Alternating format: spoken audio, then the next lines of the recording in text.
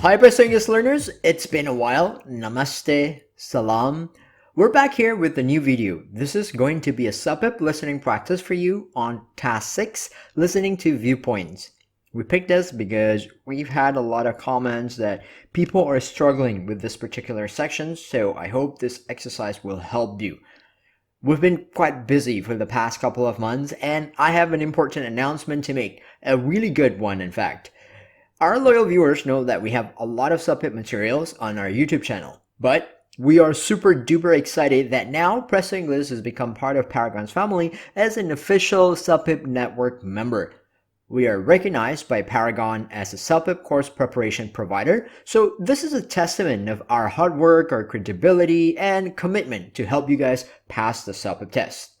When you go to the CELPIP website, you will see Presto English listed there as a provider of CELPIP prep programs. Just scroll all the way down to the bottom and click on Prep Programs. You can be sure that as a CELPIP network member, we provide the highest quality of materials. If you're looking for CELPIP teachers or classes, you want to work with instructors who are experienced and familiar with the test. And you know what? We have that.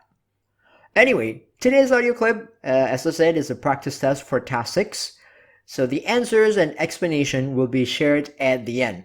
Before you start, you can do a few things to prepare. Number 1, have your pen and paper ready so that you can make preparation in advance. Well, what kind of preparation?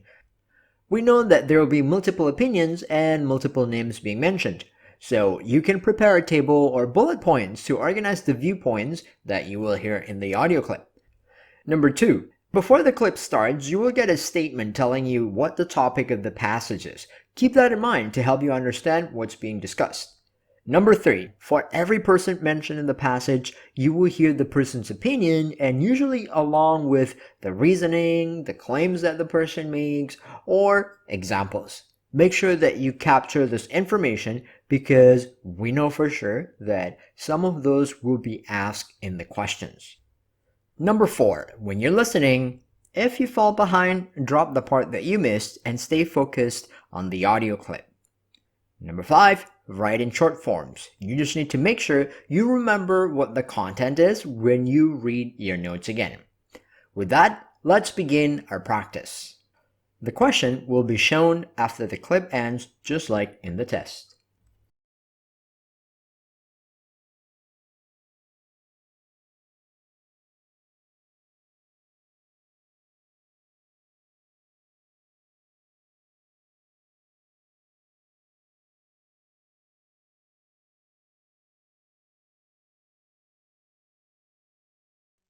One school division in Winnipeg is becoming one of the first in Canada to issue iPads to every junior high school student. But not everyone likes the idea and worry the technology could distract and turn off the student brain. Ron Weston, the chief superintendent of St. James School Division, says the whole realm of education is changing and most students are using computers and smartphones to get information anyway. Weston believes this is just the next step in the evolution. He says the beauty of web-based learning is that teachers and students can work together to develop questions and find the answers instead of teachers holding all the information and lecturing. Other schools in Canada are also moving in this direction. In Toronto, some schools are encouraging students to bring their own devices to class. The technology is so ingrained that at teachers' colleges, future teachers are being taught how to teach with tablets and laptops. Dennis Haynes of the University of Manitoba says that at one time, teachers were being taught how to use films or overhead projectors in the classroom. Then it was PowerPoint presentations, and now it's tablets. Haynes suggests that the medium used to transmit the lesson isn't as important as the lesson itself. But as educators work to incorporate technology in the classroom, new research suggests it might actually impede learning. The problem, they say, is that many students use computers to surf the web during class time and fail to really learn what's being taught. A Canadian study published in the journal Computers and Education revealed that students who took notes during lectures and performed other tasks at the same time retained about 11% less information than those who simply took notes. The same study also found that even students who used pen and paper to take notes in class absorbed 17% less information if they were sitting next to laptop users. McMaster University researcher Ferry Asana, who co-authored the study, explains the problem is that many students mistakenly believe they can pay attention to 2 or 3 things at once. She points out that students think they're immune to the problems of multitasking because it's something they do all the times. But it is a huge concern because laptops provide students with the opportunity to do other things. Weston commits that proper computer etiquette will be part of the introduction of the tablets. He thinks such lessons are badly needed, since most students are on the web and current school curriculum doesn't teach students about how to use the internet safely. It's not a foolproof plan, but in Winnipeg and elsewhere, it seems there's no turning back from the future of learning.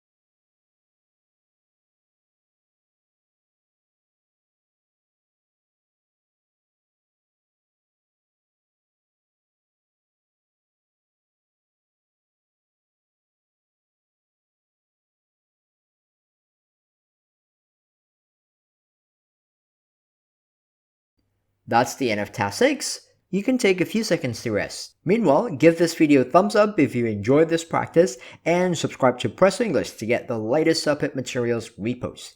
Clicking the bell icon will make sure you don't miss any future updates from us. I hope everybody did well, but to find out, let's check the answers. Number 1. The official use of tablet computers in Canadian high schools is in its early stage, D. We know that one school division in Canada is becoming the first one to use tablets in school, so that tells us that this is a new phenomenon. Otherwise, many schools would have done it already. Number 2, according to Ron Weston, tablets allow students to learn more proactively, which is B. Ron Weston says that teachers and students can work together to develop questions and find the answers instead of teachers holding all the information and lecturing. When students are more proactive, that means they will seek information themselves instead of just relying on the teachers to give them all the answers. So that is the definition of being proactive. Number 3, Dennis Hines claims that how lessons are shared is not important. B. Mr. Hines made a statement that the medium used to transmit the lesson isn't as important as the lesson itself. So how we share the information, how we teach, how we impart the knowledge to the students is not the key. The key is the lesson, the content itself.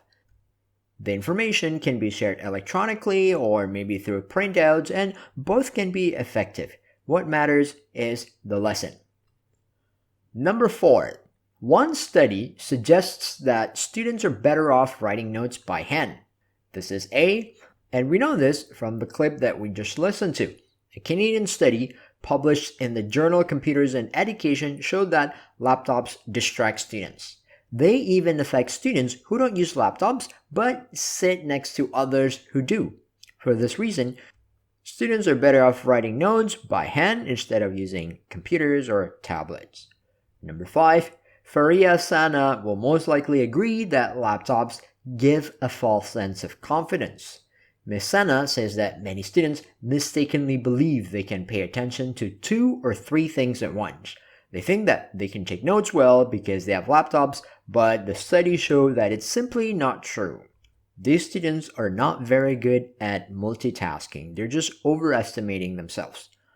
Number 6, Ron Weston also believes that students need to be taught how to use these tools responsibly. Towards the end, Ron Weston shared his plan to teach his students computer etiquette because many of them don't know how to use computers effectively as a learning tool. So these are the answers to the 6th question in Task 6. Leave a comment below and tell us how many questions you answer correctly. Let's say your target is to score 9 in listening. Probably you want to aim for getting 5 out of 6 questions correctly. I know it might sound difficult, but with practice, you'll get better.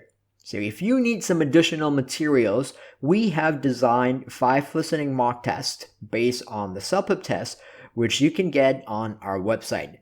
You can get your copy now at www.prestoenglish.com/training. But I want to tell you how you can get it for less.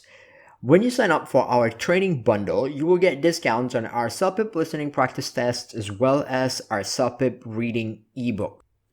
As part of the bundle, you will also join our 7-day online CELPIP training, which has received great reviews from our students. You can read them on our website or our Facebook page.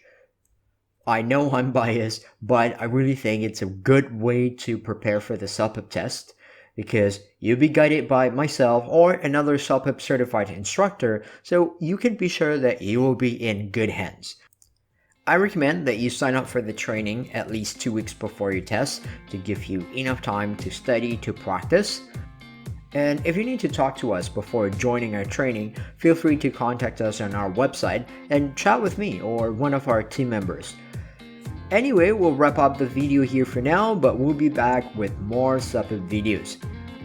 Before you leave, please take 2 seconds to like this video and subscribe to Presto English to support us. Thank you for watching, and I want to see you again in our next video. Ciao!